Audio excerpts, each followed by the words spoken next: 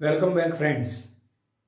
Today we are going to discuss further more about the use of microbes in another type of process that is called as sewage treatment. Right? आपको मालूम ही होगा कि बहुत सारा waste घर में से, हमारे घर में से या फिर विलेजेस या फिर सिटीज, यहाँ से जो वेस्ट निकलता है ज़्यादातर उसमें क्या रहता है, वेस्ट वाटर रहता है। आपको भी मालूम होगा क्योंकि हम घर में कितना सारा वाटर वेस्ट प्रोड्यूस करते हैं, right. So over here if you think about that water waste, अगर आप वो वाटर वेस्ट के बारे में सोचें तो उसमें ज़्यादातर क्या रहेगा,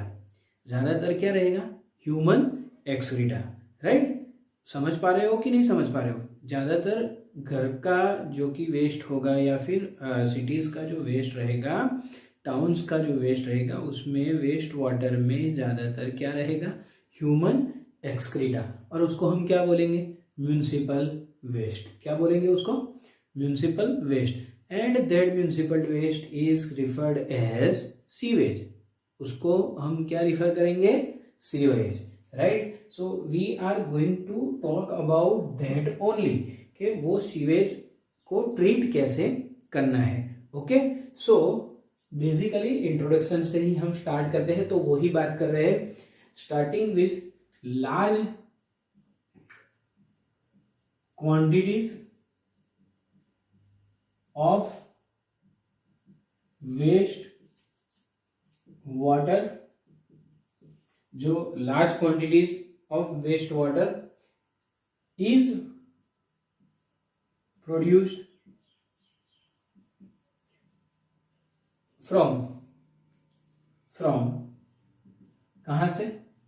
सिटीज और टाउन्स में से, right. Now this waste, right, this waste water is also referred as municipal waste, और ऐसे म्यूनिसिपल वेस्ट को हम क्या बोलेंगे? We will call it sewage। अभी सोचने वाली ये बात है कि अगर ह्यूमन एक्सक्रीटा अंदर है, राइट, वेस्ट वाटर में ज्यादातर क्या रहेगा? This sewage will contain human excreta, और इसलिए ये सीवेज कैसा हो जाएगा? इसमें बहुत सारे पैथोजेनिक माइक्रो ऑर्गेनिज्म होंगे। पैथोजेनिक यानी डिजीज कॉजिंग, राइट, इसके अंदर पाए जाएंगे क्योंकि ये वेस्ट है, राइट। और उसमें भी हम ज्यादातर क्या मिलता है वेस्ट वाटर में? Human excreta. Now this pathogenic microbes can cause disease, right. तो इसको हम सीधा ही वाटर बॉडीज के अंदर रिलीज नहीं कर सकते, जैसे कि रिवर्स है या फिर कोई पॉन्ड है या फिर कैसे भी वाटर बॉडीज में सीधा इसको रिलीज नहीं कर सकते। So we will write over here, can not be release directly into water bodies. तो फिर इसको क्या करना पड़ेगा, तो जिससे हम इसको रिलीज कर सके पानी के अंदर, राइट। सो इसको ट्रीट करना पड़ेगा पहले। So this goes in sewage treatment plant. कहां जाएगा ये?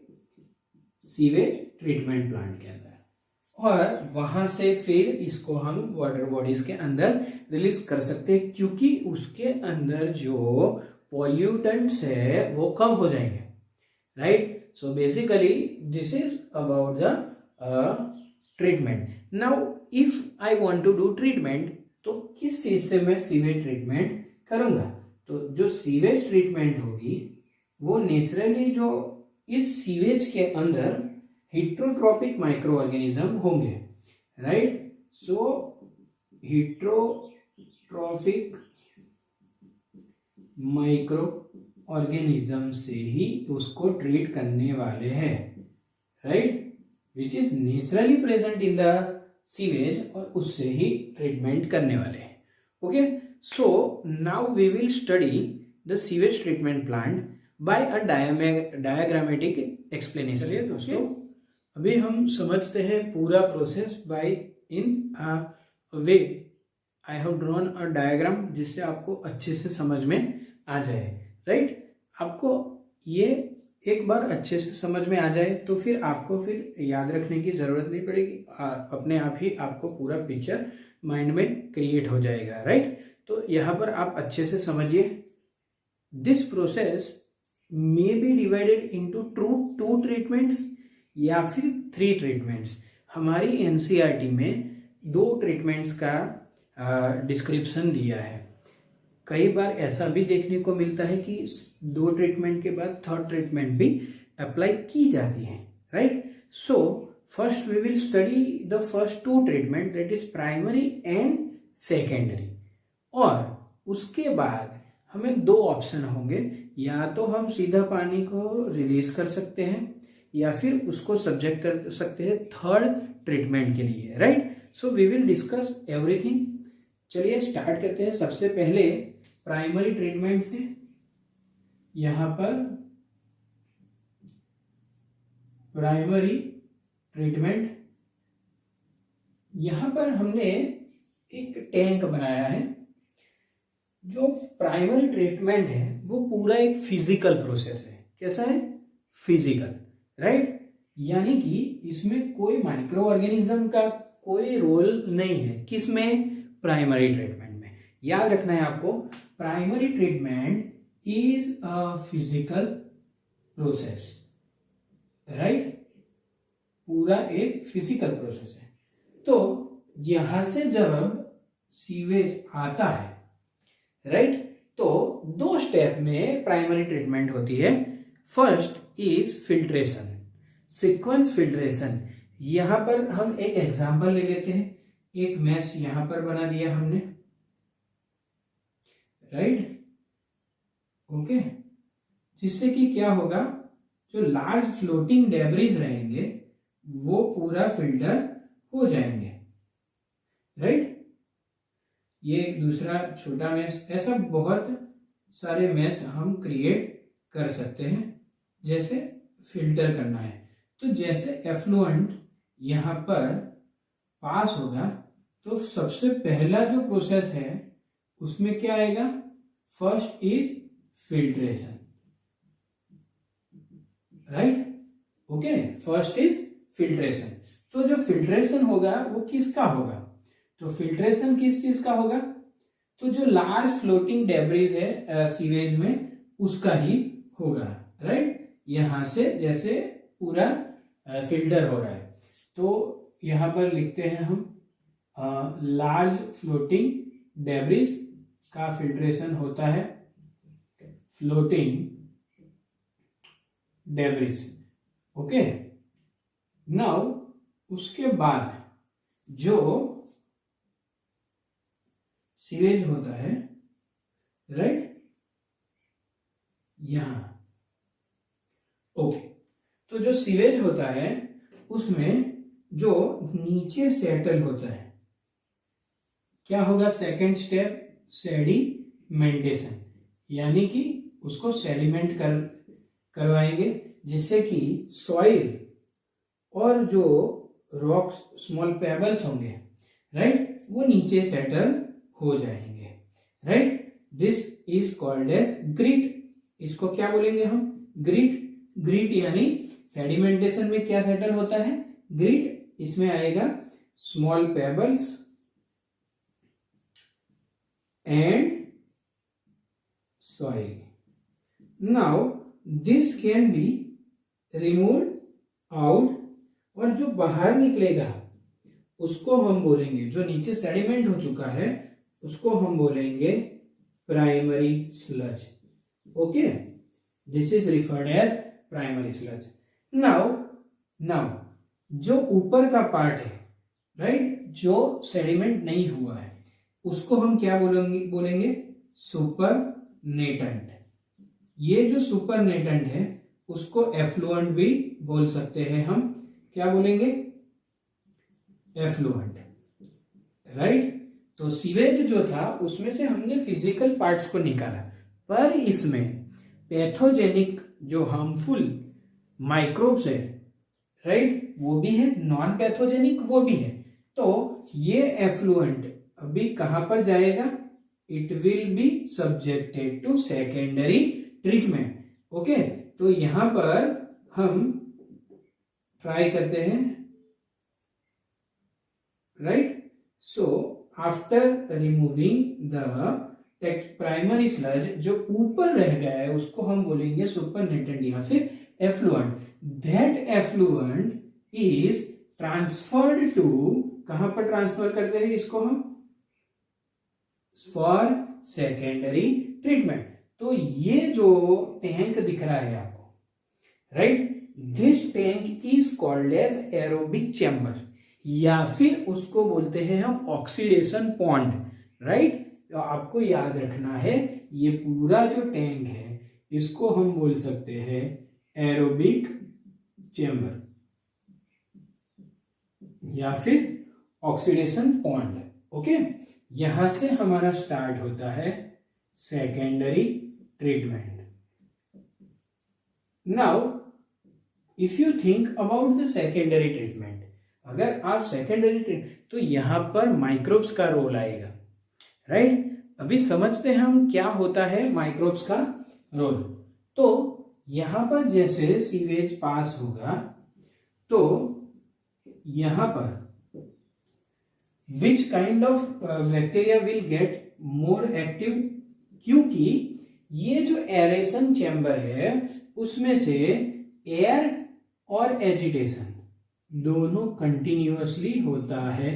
एयर प्लस एजिटेशन, यानी कि इसको कंटिन्यूअसली मूव किया जाता है, डिस्टर्ब किया जाता है, रोटेट होता है, और एयर भी पास होती है इसके अंदर, जिससे कि अंदर जो एरोबिक बैक्टीरियाज, एरोबिक माइक्रोब्स हैं वो ग्रो कर सके, क्योंकि कंटिन्यूअसली ऑक्सीजन जितना मिलेगा उतना ही एरोबिक बैक्टीरिया अंदर ग्रो करेंगे।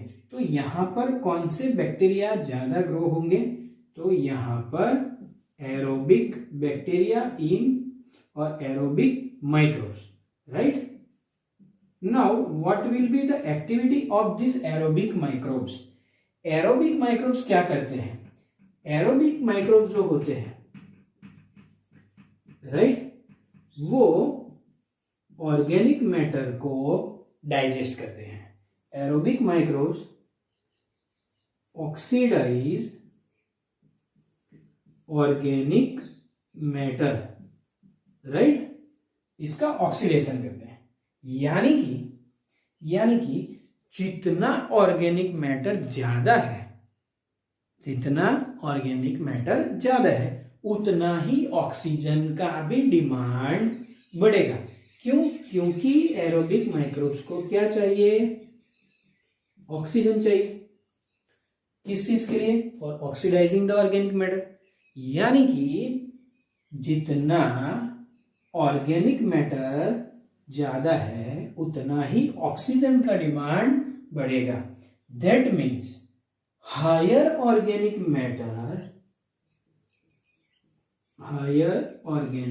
Matter, right, that higher is the higher polluted water and also higher biochemical oxygen demand। समझ में आ रहा है आपको? अगर मैं बोलूं कि लोअर है ऑर्गेनिक मैटर तो पॉल्यूशन भी कम है वाटर में, और बायोकेमिकल ऑक्सीजन डिमांड भी क्या होगा? कम। तो अभी हम बोल रहे हैं कि क्या है बीओडी, इसका डेफिनेशन क्या है वो समझते हैं, राइट। सो बेसिकली बायोकेमिकल, यहां पर आपको याद रखना है biochemical oxygen demand is amount of oxygen consumed for amount of oxygen consumed to oxidize all organic matter in 1 liter of water. Of oxygen consumed to oxidize completely all organic matter in 1 litre. ये आपको याद रखना है। अब क्या होगा कि जैसे ही ऑक्सीजन मिलता जाएगा एरोबिक माइक्रोब्स का ग्रोथ होगा and they will form a mass like structure with the fungus. This will referred as flocs. क्या बोलेंगे इसको हम? फ्लॉक्स। फ्लॉक्स में क्या आएगा? Aerobic microbes plus fungus, right? Okay, so ये हो गया। ये जो आप हमने मैस लाइक स्ट्रक्चर बनाया है इसको बोलेंगे फ्लॉक्स। ओके, तो फ्लॉक्स में क्या आएगा? विगरस ग्रोथ होगा माइक्रोब्स का with the fungus, right? So it will form a mass like structure, associated structure, जिसको हम बोलते हैं flocs, right? So this is flocs, that is aerobic microbes, bacteria, right? यहां पर बैक्टीरिया लिखते हैं, okay, plus fungi. Now as the time will pass, जैसे time pass होता जाएगा, this condition will get reversed. कैसे रिवर्स होगा? ऑर्गेनिक मैटर का ऑक्सीडेशन होता जाएगा, वैसे वैसे ऑक्सीजन की डिमांड भी कम होगी। So in the next stage, right, जैसे ऑर्गेनिक मैटर कम होता है वैसे बीओडी भी कम होता है और पॉल्यूटेड वाटर, जो पॉल्यूशन है उसके अंदर, वो भी कम होता है। Now this effluent is passed to settling tank. ये सेकंड टैंक है, सेटलिंग टैंक, जहां पर सेटल होगा। और सेटलिंग टैंक के अंदर क्या होगा? यहां पर सेटलिंग टैंक के अंदर जो माइक्रोब्स हो गए that will be again collected, right? क्योंकि इसका हम फिर से यूज कर सकते हैं, तो this will be again use. This is referred as activated sludge. क्या बोलते हैं इसको? Activated sludge, right? Now this passes, this can be transferred again to कौन से चैम्बर में? Aerobic chamber. So this activated sludge act as, right, act as inoculum, that is starter culture, right? This can act as inoculum or starter culture. The last process is anaerobic sludge digester। एक large tank होगा secondary treatment में, जो यहां पर किसको enhance करेंगे? Growth anaerobes का। यहां पर एरोबिक का ग्रोथ एनहेंस हुआ था, यहां पर एनारोबिक का होगा, right? So over here, when effluent is again passed to anaerobic sludge digester, that will digest। यहां पर कौन से बैक्टीरिया ज्यादा ग्रो होंगे? Anaerobic bacteria, right? Digest aerobic microbes and flocs, right? Flocs को भी डाइजेस्ट कर देंगे। तो जब ये प्रोसेस होगा, यहां पर देखिए ये एरेशन चैम्बर था तब जाके यहां से CO2 प्रोड्यूस होता था। क्यों? क्योंकि यहां पर ऑक्सीडेशन होता था। यहां पर जो प्रोसेस होगा, राइट, इसके अंदर CO2 भी प्रोड्यूस होगा, H2S हाइड्रोजन सल्फाइड और एक CH4 जो कि मीथेन है। ये आपको याद रखना है एनाएरोबिक स्लज डाइजेस्टर में कौन कौन से गैस प्रोड्यूस होते हैं। तो यहां पर अगर हम लिखे, राइट, फिर से एक बार CO2, H2S and CH4, right? After this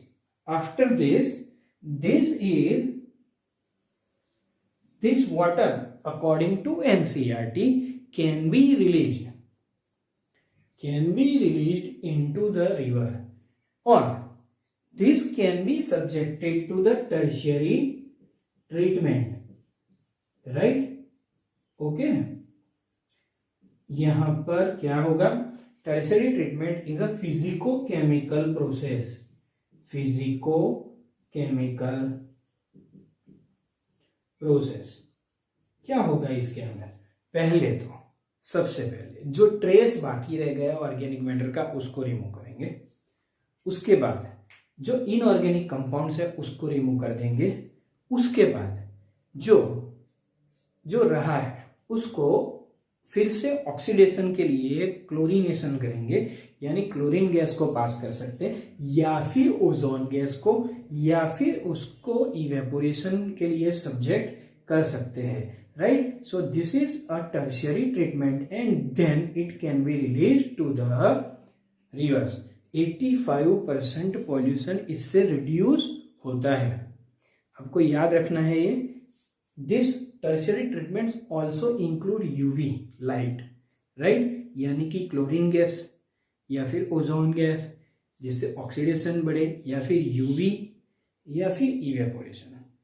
okay, chlorination या फिर इवेपोरेशन। जो गैसेस थे उसको हम क्या बोल सकते हैं? बायोगैस। ये एक हाईली इन्फ्लेमेबल गैसेस है। वो कहाँ पर बने थे? एनाएरोबिक स्लज डाइजेस्टर। ये आपको बहुत अच्छे से याद रखना है कि ये जो गैसेस थे वो उसको हम बोल सकते हैं biogas, and they are producing a foul order.